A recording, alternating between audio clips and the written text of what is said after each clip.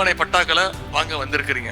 அரசு அலுவலகங்களுக்கு போய் நீங்க பட்டாவுக்காக காத்திருந்த அந்த நேரம் மாறி இன்னைக்கு அரசே உங்களை தேடி உங்களுக்கான பட்டாவை கொடுக்க இருக்கின்றது. இனி உங்க வீட்டுல நீங்க மகிழ்ச்சியா, சந்தோஷமா, நிம்மதியா இருக்கலாம். சமீபத்துல நம்முடைய முதலமைச்சர் அவர்கள் ஜெர்மன் மற்றும் இங்கிலாந்து நாடுகளுக்கு முதலீடுகளை ஈர்ப்பதற்காக சென்று வந்திருந்தார். அதுல கிட்டத்தட்ட 15,000 கோடி அளவிற்கு முதலீட்டுகளை ஈர்த்து வந்திருக்கிறார். பெரியார், அண்ணா, கலைஞர் அவருடைய கொள்கைகளையும் அந்த நாடுகள்ல முதலீடு செஞ்சுட்டு வந்திருக்கிறார்.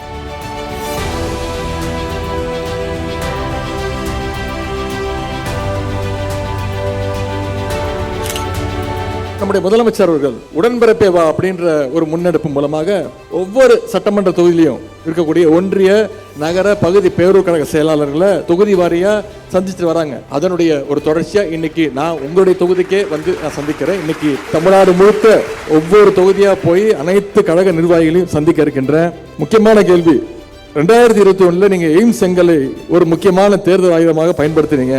அடுத்த தேர்தலுக்கு உங்களுடைய தேர்தல் ஆயுதம் என்ன அப்படின்னு ஒரு உடன்பிறப்பு கேட்டிருக்காரு. நமக்கு அந்த கவலை வேணாம். நமக்கு இருக்கக்கூடிய ஒரே ஆயுதம் நம்முடைய தலைவர் அவர்கள் தான், கலைஞரும் தலைவர் அவர்கள் தான். ஆனா நம்முடைய எதிர்கட்சி தலைவர் அவர் பாக்குறதுக்கே எனக்கு கொஞ்சம் பரிதாபமா இருக்கு. நடுவில் ஒரு பஸ் எடுத்துக்கிட்டு அவர் கிளம்பிட்டாரு, பிரச்சாரத்துக்கு போனாரு. இப்ப போற இடத்துல எல்லாம் பஸ் திருப்பி விட்டுக்கிட்டு இருக்காங்க அவங்க சொந்த கட்சிக்காரங்களே. ஃபர்ஸ்ட் ரவுண்ட் பிரச்சாரத்தை முடிக்கிறதுக்குள்ள பாதி அதிமுக காலி ஆயிடுச்சு. இப்ப 2வது ரவுண்டு கிளம்பி இருக்காரு. முடிக்கும் போது அவர் மட்டும் தனியா போயிட்டு இருப்பாரு நான் நம்புறேன்.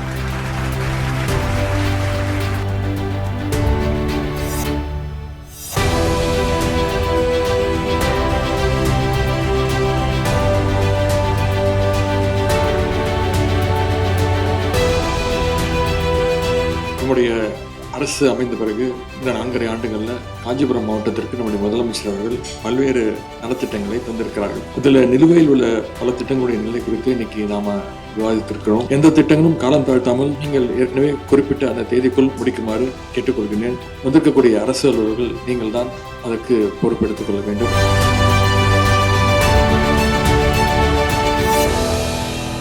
மக்கள் சேவையில் ஈடுபட்டு வருகின்றவங்களை எல்லாம் சந்தித்ததில் நான் மிகுந்த மகிழ்ச்சி அடைகின்றேன். தனி மனிதர்கள் இந்த சமூகத்துடைய முன்னேற்றத்திற்காக உழைக்க வேண்டும் என்பதை நீங்கள் எடுத்துக்காட்டாக தொடர்ந்து உங்களுடைய பணிகள் மூலமாக செய்துகிட்டு இருக்கீங்க. அதற்கு இந்த நேரத்தினுடைய பாராட்டுகள், வாழ்த்துக்கள், என்னுடைய நன்றிகள். காஞ்சிபுரத்துக்கு ஒரு டூரிஸ்ட் ஆஃபீஸ் தனிப்பட்ட பொருள் கிடையாதுங்க, அது கண்டிப்பாக தொடங்கணுங்க.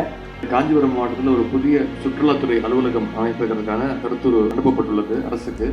ஓட் ஐடினா என்னன்னே எனக்கு தெரியாது சார். இப்போ எழுத படிக்க கூட எனக்கு தெரியாது. எங்களை அரசாங்கம்லாம் வீட்டை எடுத்துகிட்டு வந்து எங்களுக்கு வீட்டு மன பட்டாவிலேருந்து வீடு கட்டி கொடுத்ததுலேருந்து ரேஷன் கார்டு, ஆதார் கார்டு எல்லாமே வாங்கி கொடுத்ததும் இல்லாமல் தொழிலும் ஏற்பாடு படித்து கொடுத்து 7 லட்ச ரூபாய் அரசாங்கம் எங்களுக்கு கொடுத்தது சார். அதுக்காக பெரிய நன்றி சொல்கிறேன்.